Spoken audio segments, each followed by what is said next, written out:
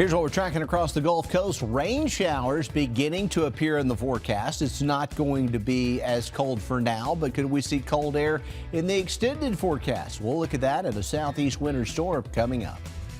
And Alabama lawmakers back in Montgomery. The debate over your vote is heating up. House Democrats want early voting for this year's election. Not everyone agrees. We'll go live to Montgomery to break down both sides. Plus, Mardi Gras season is here, and now more people can join the celebration in Mobile. Find out how a new initiative is making the parades accessible for everyone. First on the Gulf Coast with breaking news and weather. Fox 10 News starts now. Hello, and thank you for looking in. It's Tuesday. I'm Shelby Myers. And I'm Lenise Lagan. Welcome to Fox 10 News at 4. All right, we are taking a live look outside over downtown Mobile. Not a cloud in sight. Bright blue and sunny skies on your Tuesday. And it really doesn't feel super cold either, especially when you're standing under that sun. Oh, no, it actually is quite pleasant. It's going to get a little chilly, though, tonight. And then that's going to change. So let's get your forecast now with our chief meteorologist, Jason Smith. Hi, Jason. Hey, Lenise. Hey, Shelby. A lot of changes going on. Yeah, you know, it's going to warm up a little, and it's going to rain some. It's going to get cold, then it may get really cold. Just going through all of the motions. It's like you're navigating a golf course. Right, and you know, there are going to be some people that have a lot of trouble navigating roads, but most likely it's going to be north of us. But as we head into the weekend, there could be big travel problems for places like Birmingham. I heard about that because of some, what do you call it again? You don't call it freezing rain? There you go. Freezing rain. All right. Yeah, we may see some ice on the roads up there, but down here, maybe not so much. We'll look at those possibilities. First, I want to show you what we're tracking. Some showers may be in here by this time tomorrow. So look at that. The 5 p.m. futurecast for tomorrow is showing maybe an isolated shower in the area. We're definitely going to see some rain. Really better chances Friday and Saturday. We could get a couple of days of rain, and it may turn into a cold rain later in the outlook. Right now it's 58 beautiful degrees. We are going to be a little cool this evening, but we should level off above freezing with our overnight lows tonight, which is good. We are tracking clouds increasing tonight, lows around 40. There should be a big southeastern and southern United States winter storm, mainly to our north, as we head towards the weekend in the forecast, but there are some exceptions to that. We'll look at that in our complete forecast. Northern fringes may see a little something by Sunday. Taking a look at the next 10 hours here, you can see our temperatures dropping. We will get down to around 40, and then we're going to kind of hang out there as the clouds move into the picture. The futurecast shows that increase in cloud cover tonight, and tomorrow should be mainly dry through lunchtime, but we could see some isolated, very light rain showers by tomorrow evening. We're going to break down which could be a couple of days worth of rain chances and your long range forecast, and look at that southeast winter storm coming up. New at 4, lawmakers back in Montgomery today, and Alabama House Democrats say they want early voting for this year's elections. Alabama political correspondent Jessica Umbro is joining us live outside the State House. Jessica, why is this a priority for the Dems?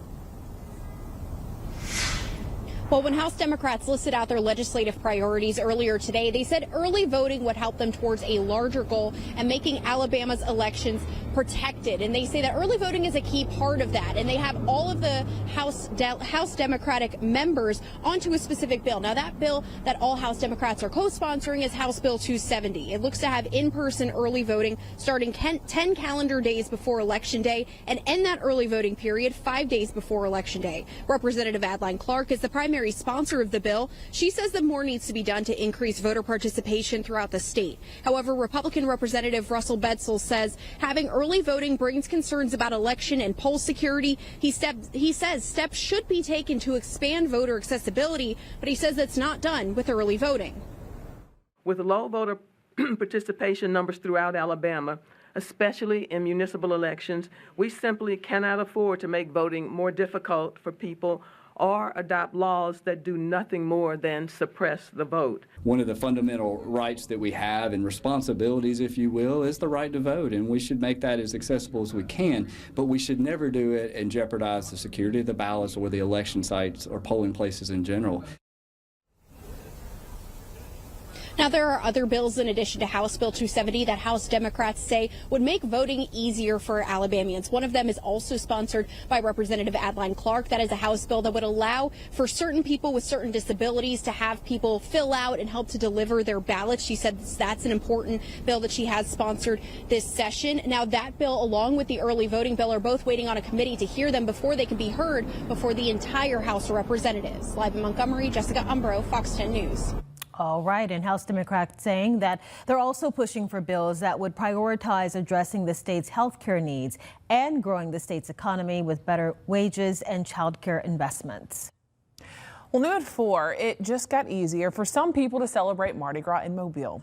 Nonprofit Special Needs Assistance Station for You, or SNAZY, is partnering with the city to offer reserved parking, a designated tailgate area, and rest stations for people with special needs and their families, also those that are older, the elderly population. A climate-controlled tent with tables, chairs, and light refreshments will also be set up. You're taking a look at some pre-recorded video from a couple of months ago. The area will also include a 24-foot trailer with a fully ADA-accessible bathroom, including an adult changing table. SNAZY's founder says it's important everyone gets the opportunity to celebrate.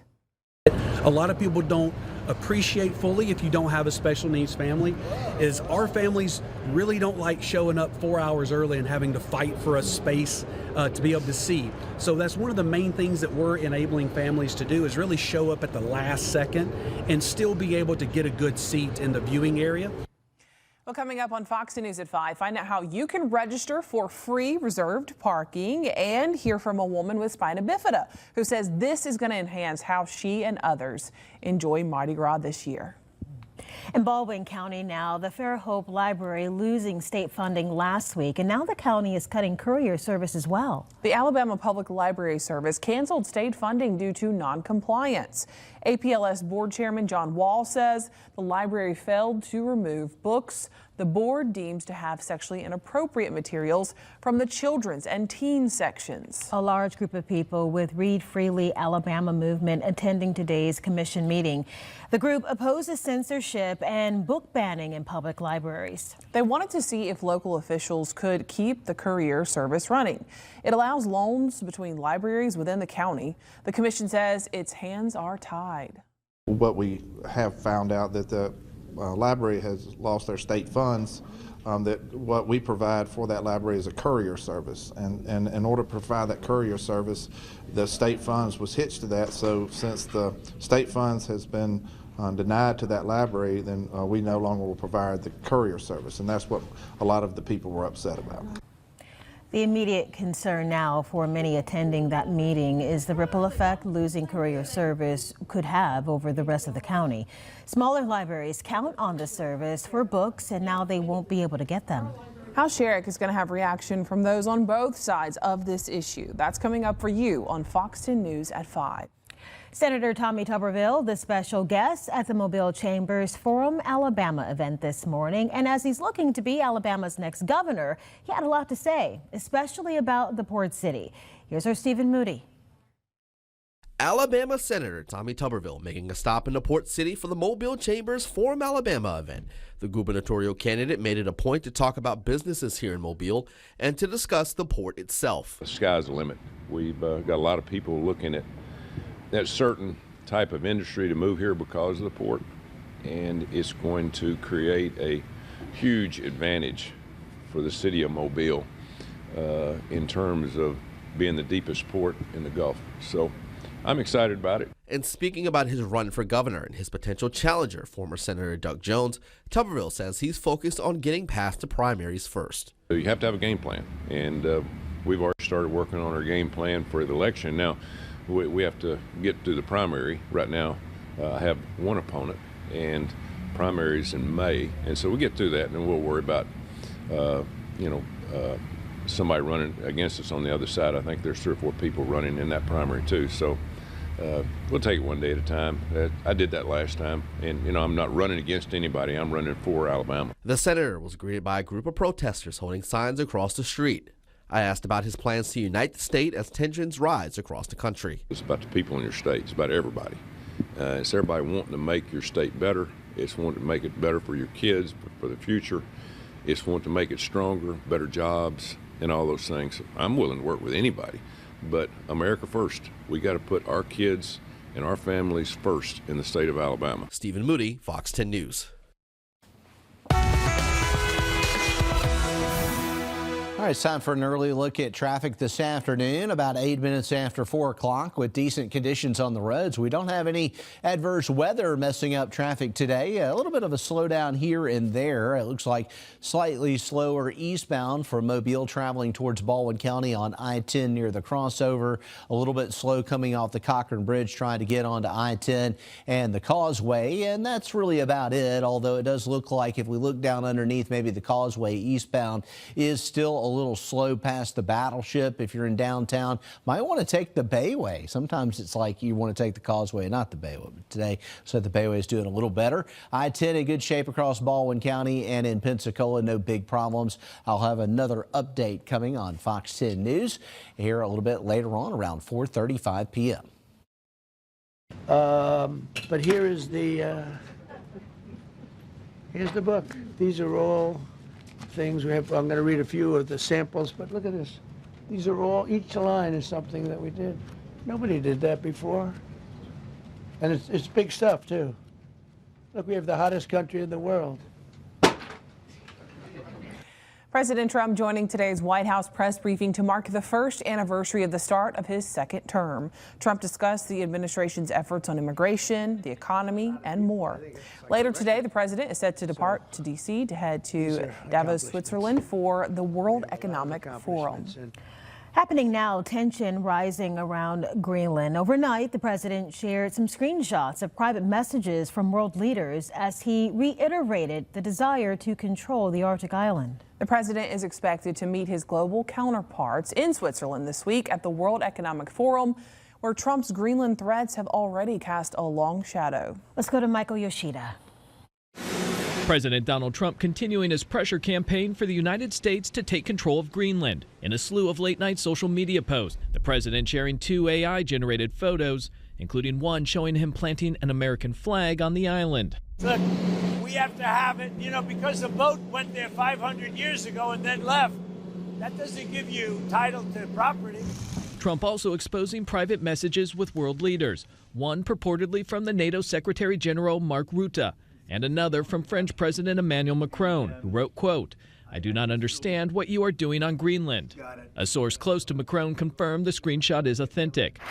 Macron speaking Tuesday at the World Economic Forum in Davos, Switzerland. Competition from the United States of America through trade agreements that undermine our export interests, demand maximum concessions, and openly aim to weaken and subordinate Europe. Leaders expressing strong support for Greenland and Denmark, and with one leader calling Trump's threat of new tariffs over Greenland a mistake between allies. Plunging us into a downward spiral would only aid the very adversaries we are both so committed to keeping out of the strategic landscape. All eyes will remain on Davos this week as Trump visits the conference Wednesday, set to deliver a special address and expected to attend a meeting about Greenland. In Washington, I'm Michael Yoshida. Ahead on Fox News at 4, from drawing to music to sports, parents can now monitor what their children are watching. Plus, get ready to say goodbye to the metaverse. Stay close. YourDaily.com is next. But first, let's take a peek outside. It has been such a pleasant Tuesday. So much sunshine out there. How about a fun fact? Lemons float in water, but limes sink.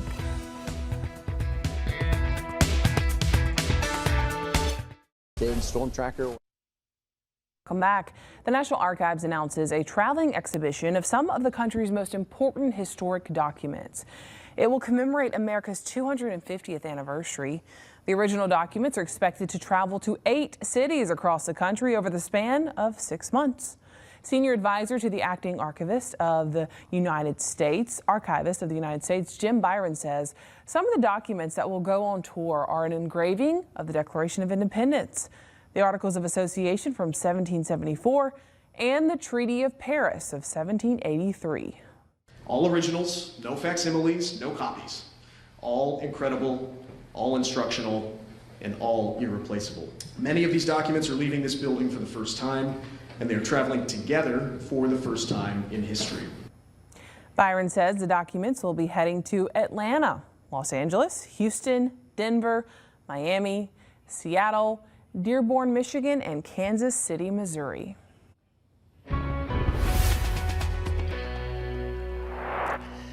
All right, looking outside right now with our All-In Credit Union camera here with our Dolphins cam. We've got a beautiful evening, a few upper-level clouds. Everything looks fine with the weather in the short term. It's the long range where it may get messy. We could have a lot of rain, and it could be a cold rain, too, for a lot of days. So let's jump into the forecast. First of all, right now we're in the upper 50s in most spots. We're very close to 60 degrees. It's pretty comfortable outside after that frosty start this morning.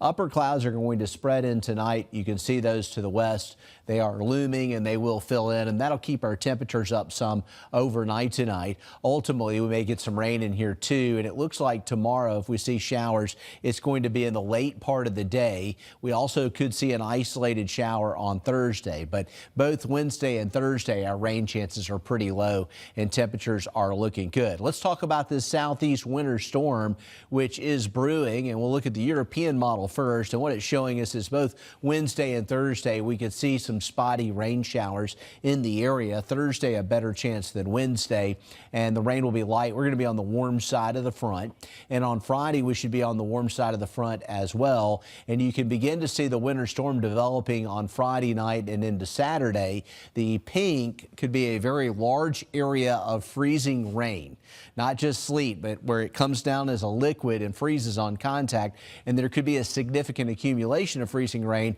which could bring travel problems and power outage problems in central and northern Mississippi, mainly northern Alabama and central and northern Georgia. Saturday looks especially slippery with snow up into Tennessee. We're still too warm down here. Then we go into Sunday and we're seeing cold rain as the front comes through, and most of the ice and the freezing considerations are going to be to the north of us again, with widespread travel problems and possibly an ice storm north of us. Finally, on the tail end of it, we could see a little action as far as some wintry weather, but that's way down the road. Sunday night would be when that might occur, according to the European solution. And it is showing a lot of ice. This is ice accumulation. An 1.5 to 2 inches of ice is a major threat to the power grids, no doubt about it. So we're going to be watching this very closely. This is an overrunning situation where you got warm, moist air over a cooler air mass at the surface, and that's why it may fall as freezing rain instead of all snow in those areas. Looking at our own forecast, though, we don't see any issues. I mean, our temperatures are in the 60s with scattered showers. Chances are going to gradually ramp up Thursday and into Friday. And then in the long range, as we look at the weekend, we start to get a little colder air Saturday night. We should be above freezing, upper 40s on Sunday, and then Sunday night we may be down to freezing. And the long range models have been hinting at some cold air next week in the wake of all this, especially if we have an existing snow and ice pack north of us. We could see some really cold nights down here. So interesting forecast. We'll keep watching here on Fox 10 News. Let's get to your daily.com now. Meta's massive bet on virtual reality has officially ended, and then a free site where parents and caregivers can manage what their children are viewing.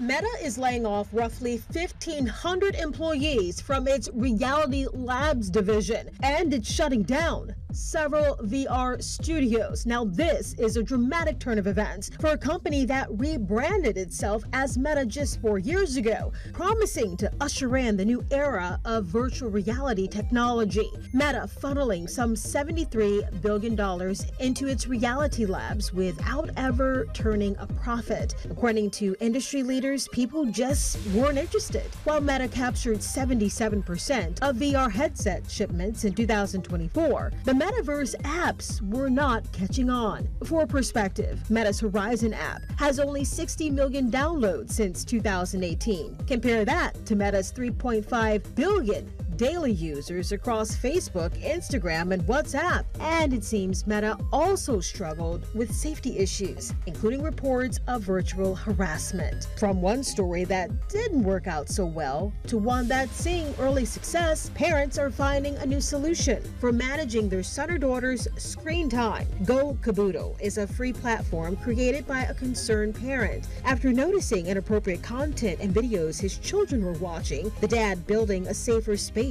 where parents can curate video collections called Kaboodles. Parents create accounts, browse Kaboodles uploaded by other users on topics like drawing, music, or sports, and then they add them to their child's account. So the way it works, your children can only watch what their parents approve of.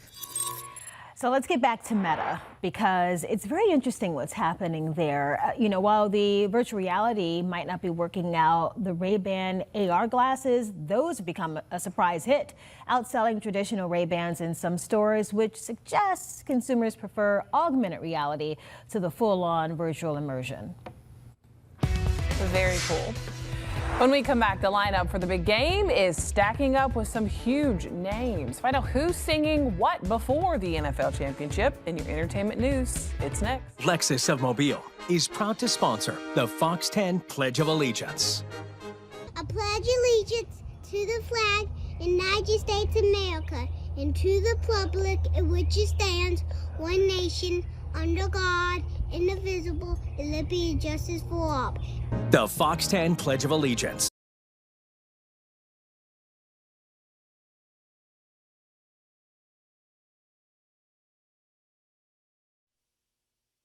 Okay, we got to talk a little bit of entertainment news here. Soccer star David Beckham's son is speaking out about what he says is an ongoing clash with his parents. Would that be drama? I was about to say, it's getting really dramatic here. I just read about this yesterday. Brooklyn Beckham shared his detailed account about the matter on Instagram recently, saying his family tried to sabotage his relationship with his wife, Nicola Peltz Beckham. The couple married in 2022. Brooklyn says he wanted to keep the family drama private, but felt forced to speak out due to his family speaking to the media previously. He says he does not want to reconcile with them either. So Brooklyn also addressed an incident at his wedding where he says his mother, Victoria, danced inappropriately with him. He called the whole situation uncomfortable and humiliating. The Beckhams have not responded to Brooklyn's comments. So I've been following this since they got married, just because why? I don't know. I don't have good reason. However, it seems like Victoria did a mom move, and I'm guilty of this, and you just recently got married and neither of your parents did this. No. But you're so excited for your child, right? And you like dancing, and I think she just kind of like jumped in there and wanted to dance with her son and was acting silly. And he felt as though she was mocking him. I'm wondering, just because I'm a mom who likes to dance and my son does not while dancing, I'm wondering if that's what happened. Yeah, was it exaggerated? And I saw people online chattering in the comments saying, I would love to see the video of it. Right. And to see what happened, how it looked, how awkward it was. But he also in his statement went on to say about how everything the Beckhams do, his family does, is for media, they pose and do every little thing very staged. So I thought it was interesting, and people were also referencing Meghan Markle and the prince to this situation as well. And there have been all documentaries on all of it. So it makes sense. A lot of similarities. Yeah. Very interesting to see how this is going to continue to go on, and if the Beckhams, Victoria, Posh, has anything to say I back. hope they work it out. I know. It's your mom. Yes, and they've always been a tight-knit family, it seems. Yeah. So I hope they can too. All right, the star-studded performance lineup is stacking up for the big game. Yeah, we talked about this yesterday. Green Day is opening the show. Bad Bunny is headlining the halftime. And now we know, during the pregame, Coco Jones is going to be performing Lift Every Voice and Sing. Charlie Puth will perform the national anthem, and Brandi Carlile will take on the pregame tradition of America the Beautiful. The NFL championship kicks off February 8th in Santa Clara, California. All right. A lot of good. Should be a show. A concert in your house. Next up, we're going to dive into the big breaking stories we're working on for your Most Local News at 5. And then this. They're developing their cognitive abilities and the changes that are happening that they need to learn how to navigate using technology for appropriate purposes. Are you worried about your kids' screen time? The American Academy of Pediatrics changing the long-standing guidelines. We'll talk about what parents and educators need to know in terms of navigating this digital world with children. But first, Jason. We're tracking temperatures that will be a little better tonight, but still on the chilly side. We have all kinds of changes, though, in the forecast. We'll take a look at it in detail coming up. Committed to you. This is Fox 10 News. And we want to fill you in on a little preview of what we are working on for your Most Local News at 5. First, the case of an accused drug kingpin is now in the hands of a Mobile County jury. We'll have a recap of the closing arguments as we wait on a verdict. Plus, after a month of debate, Mobile City Council members reject a proposal for a third ambulance service. Why, they say the company is saying it's not giving up. We'll have that as well.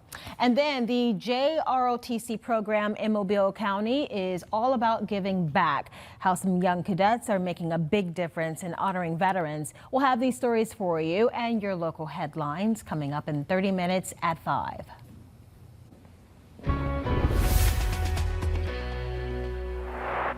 All right, let's take a look at what's happening with our Eastern Shore Toyota Hyundai camera from the Admiral. And we've got a real steady flow of travel going on out there right now on Interstate 10.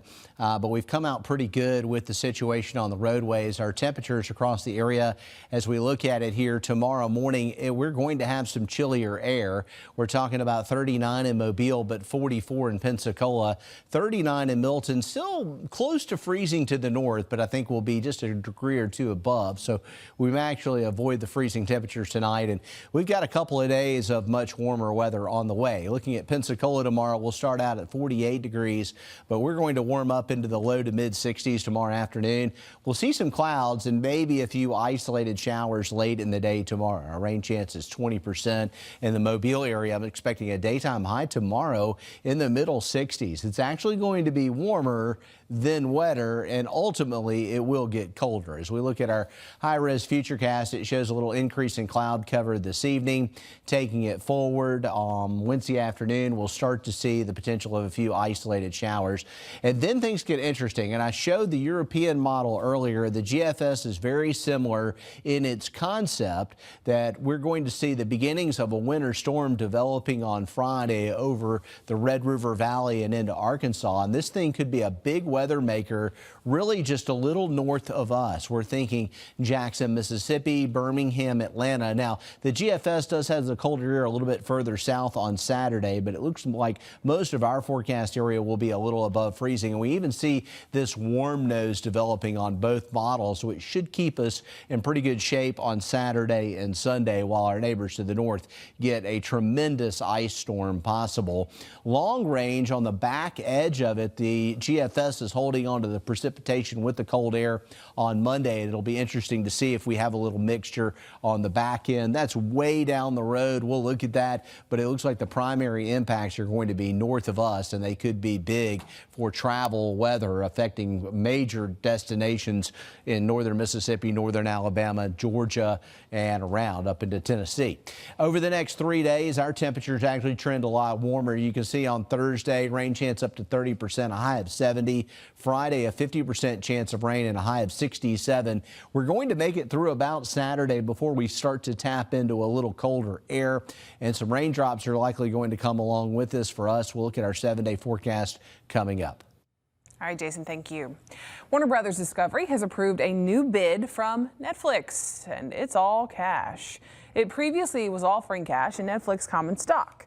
The bid is for studios and the HBO Max streaming service. The value of the Netflix offer remains $72 billion. The companies hope to vote on the deal by April, though Paramount continues to push its own all-cash offer. If the Netflix deal goes through, a separate business will exist called Discovery Global and will house CNN, TNT, and the Food Network. Netflix reports earnings after the Wall Street close today. Mortgage rates are reversing course. This after they fell last week to the lowest level since September of 2022. That 30-year mortgage rate, which tends to loosely track the 10-year Treasury yield, rose to about 6.2%, according to Bankrate. Falling mortgage rates spurred more home buying activity at the end of last year. That momentum is likely to start slowing if the rates start going up. President Trump has advocated for lower mortgage rates, recently announcing a mortgage-backed security buyback program that he said would reduce the rates.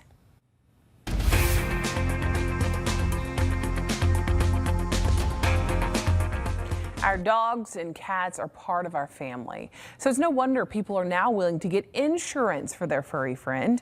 In this Watching Your Wallet, consumer investigator Rachel DePompa takes a look at the pros and cons. NerdWallet recently surveyed 1,300 pet owners and found out nearly a quarter now have pet insurance, spending on average around $1,200 per year per pet, or $100 a month. Kaz Wida is an insurance expert with NerdWallet. Kaz says pet insurance used to be more of a niche thing, but there's been a 13% increase between 2023 and 2024 in how many pet owners have gotten pet insurance. Mostly people decide to get it after experiencing their own pet emergency or after getting hit with a big vet bill.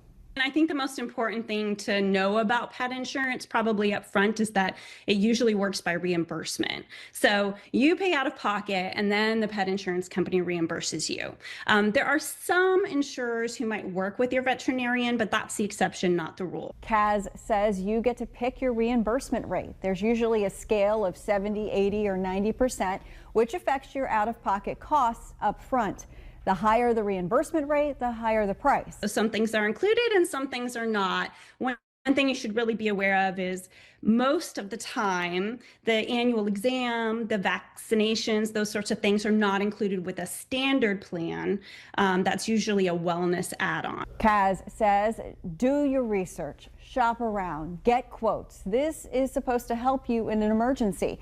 And it's sort of similar to auto insurance, where if you pay up front, you might receive some sort of discount for paying for the whole year or a certain period of time.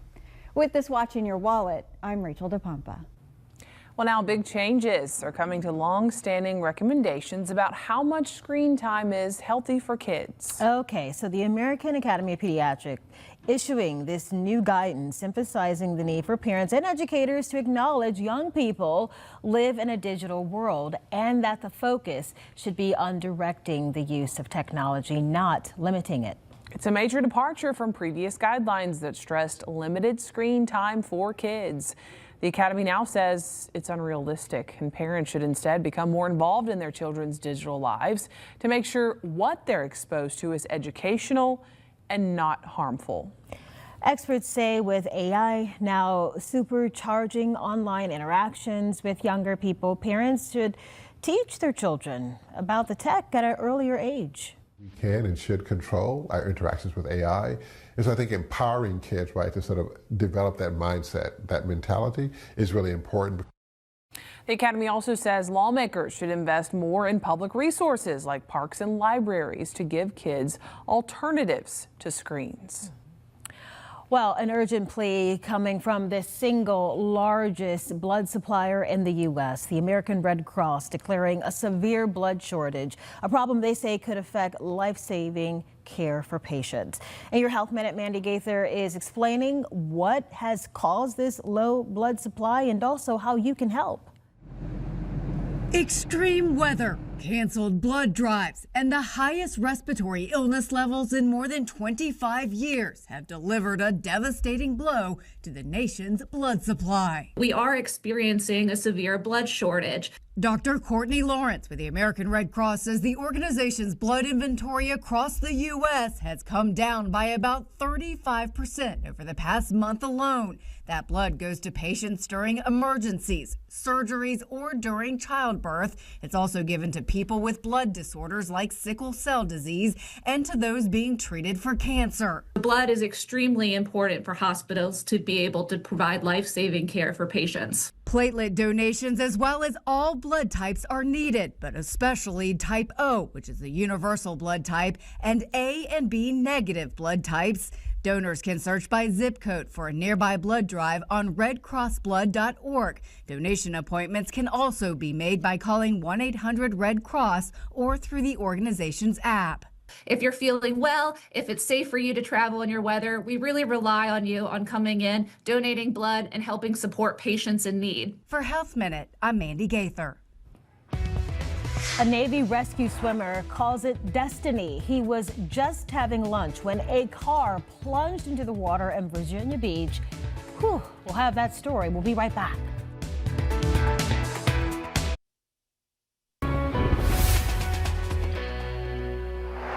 Let's take you to the forecast here on Fox 10 News as we are looking at a lot of changes ahead in the outlook. We do have some clouds increasing from the southwest, and so we're going to see a little increase in cloud cover tonight. That may actually help keep temperatures up a little bit above freezing tonight. We could see an isolated shower tomorrow, but it's not a huge chance, only about a 20% chance. As we go into Thursday, maybe a little better chance of a scattered shower at 30%. And the trend here is for it to get wetter and wetter as we head into the weekend. And there will be a winter storm in the southeastern United States. But as of right now, it looks like the biggest impacts are going to be way north of our area. However, if you're traveling, this could have a serious impact up in northern Mississippi, northern Louisiana, northern and central parts of Alabama, and up into northern Georgia. This is the European model showing an ice storm going on from Dallas, Texas, all the way to Atlanta, Georgia on Saturday morning. Right now, both the European and the GFS have us a little bit warm for any frozen precipitation through Saturday. We do see the surface front coming through Saturday night, and so this rain snow line or this ice line may migrate back to the south some, but even on Sunday morning, the Euro is showing a warm nose, and I say warm, will probably be around 50 with rain, while our neighbors to the north are seeing freezing rain. And looking at it, still could be a big high impact event from Texas to South Carolina on Sunday, and it keeps happening. And ultimately on the back edge of it, we could see a little something by Sunday night. It's a ways off. Let's see how this unfolds. We're pretty good ways out in the forecast, but the inland areas, especially Sunday night, may see briefly some colder air mixing in with the precip on that particular model. The GFS says that on Saturday, we're still going to be on the warm side of the cold air mass, and that will start to pivot into the area gradually on Sunday evening. You can see it right there. So we may make out okay with the winter storm, at least initially, but our areas to the north could be seeing some problems. To the scope of this could be much greater than what would happen with an average winter weather event in the southeast.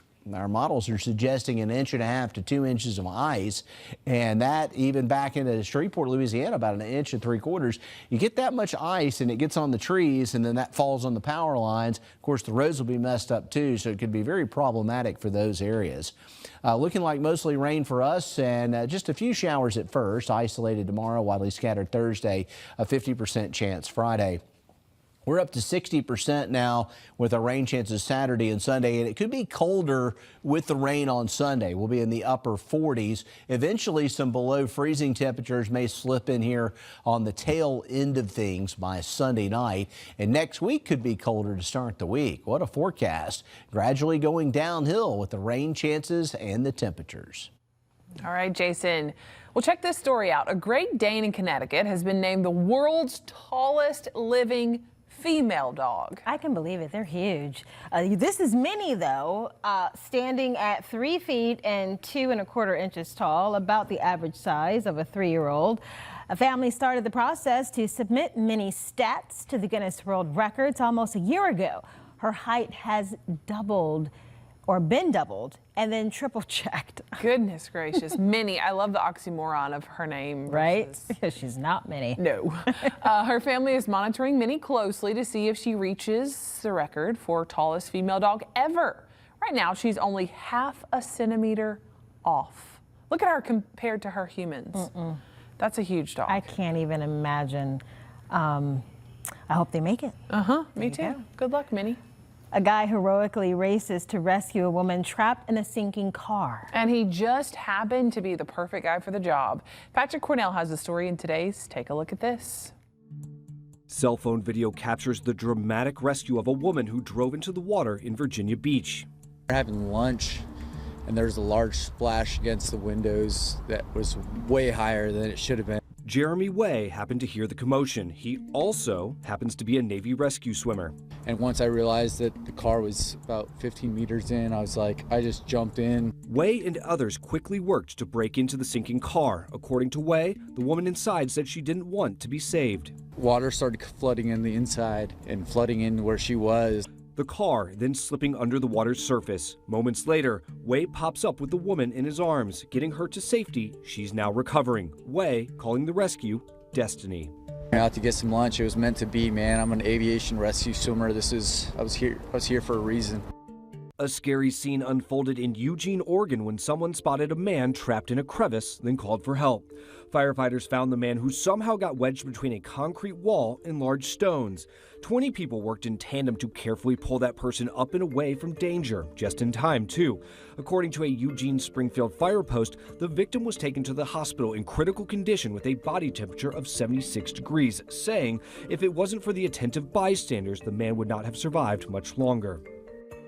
In a similar fashion, a pair of legs alerted authorities to a man stuck inside a recycling container in Guadalajara, Mexico. Reportedly, the guy got in to try and retrieve some belongings, then couldn't get out. Responding firefighters had to use special hydraulic tools to lift the man-filled container so they could use the jaws of life to cut him free. Despite the uncomfortable upside-down predicament, he escaped unharmed. For Take a Look at This, I'm Patrick Cornell. Well, after the break, a haircut can mean so much more than just a new do. Find out how one salon owner is helping families in need, ensuring every child gets a fresh cut, no questions asked. It's a story of community helping community, and it might just inspire you. Money's tight. A few dollars can mean the difference between doing without or paying for what you need. The owner of a children's salon in Virginia is easing some stress for families facing financial strain. Sarah Shackles is telling you about a salon that always has an open chair. You're doing a great job, Betty. At Pigtails and Crew Cuts in Willow Lawn, all are welcome, whether you can afford to pay or not. Owner Amy Ligaro running her business by this motto. We just say that there's always a chair open here at our salon. It sparked the Open Chair Project, where customers can donate haircuts to other customers. Ligaro says she noticed a need during back-to-school season. We did see a huge need of kiddos that were just not able, the family wasn't able to afford to have them come in, especially when there's multiple siblings. Groceries, food on the table, lights on, roof over your kid's head. Like, that's what's important. That's where your money needs to be going. So if it's a haircut or a utility bill, let's get both. Come in here, grab a voucher. Your kiddo can still get a great haircut. They can look confident. They can have a good time here. And you can know that that extra money you're saving is going to go to what it really needs to go to right now. Anyone can donate a haircut to the Open Chair Project. All you need is $28, and then you get a voucher that will go on the window for anyone to use. So it's just community helping community. I started it where I put 6 vouchers up on the wall myself. It's there for people that are walking past. They can see the voucher. It says it's prepaid. There's no questions asked. There's no shame. There's just compassion. She plans to keep the Open Chair Project running as long as she can. It's $28, but $28 can buy a full dinner for a family of 6. It can buy lunches for a week for their child at school. Taking this off of somebody's plate, it might not seem like a big deal, but it really is, and it really means a lot. Committed to you. This is Fox 10 News. Well, everyone should get a chance to experience the joys of Mardi Gras.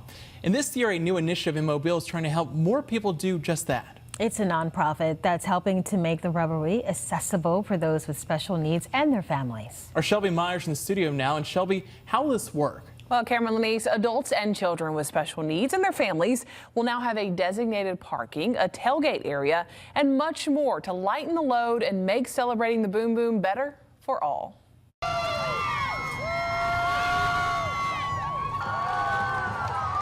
It's almost that time of year. Many in the Port City and across the Gulf Coast love celebrating Mardi Gras. But getting to experience the parades and revelry in downtown Mobile isn't always easy for everyone. I'm able-bodied as I can walk short distances, but for long distances and for instances where I would have to stand for a long time, I use a wheelchair. Delaney Zimlich was born with spina bifida.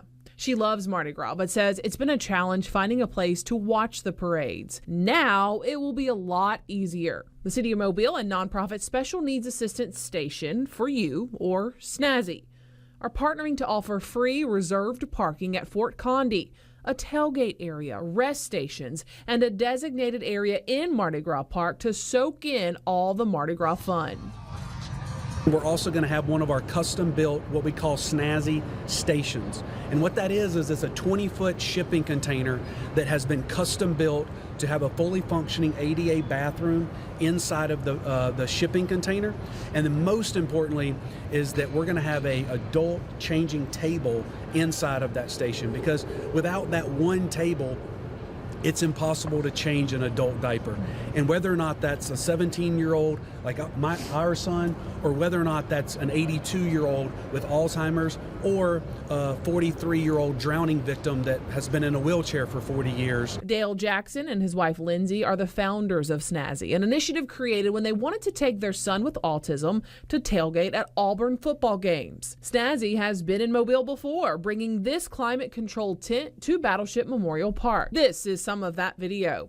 Jackson says you just have to register online in advance for the accommodations, and SNAZY volunteers will help families cross the street from the parking at Fort Condi to Mardi Gras Park. A lot of people don't appreciate fully, if you don't have a special needs family, is our families really don't like showing up 4 hours early and having to fight for a space to be able to see. So that's one of the main things that we're enabling families to do, is really show up at the last second and still be able to get a good seat in the viewing area. Zimlich says it's going to make the whole Mardi Gras experience even better. It's hard to find a certain place that is accessible, but with this we'll be able to have a certain space that is made for us, that is accessible. We've tried to find certain places that are accessible, but it can sometimes get a little crowded, and this will make it a lot easier for a lot of families that may be a lot more challenged than my family as well. And the service will also be open for the elderly who need to get out of the conditions, no matter if it's hot or cold. The founder of SNAZY says these accommodations will not be available for all 42 of Mobile's parades, just the final weekend of Mardi Gras. So they're asking for local businesses to reach out and sponsor this service so they can be there for more parades. And if you want to register your family member with special needs for the accommodation, we're going to have the link posted inside this story on fox10tv.com. In the studio, Shelby Myers, Fox 10 News.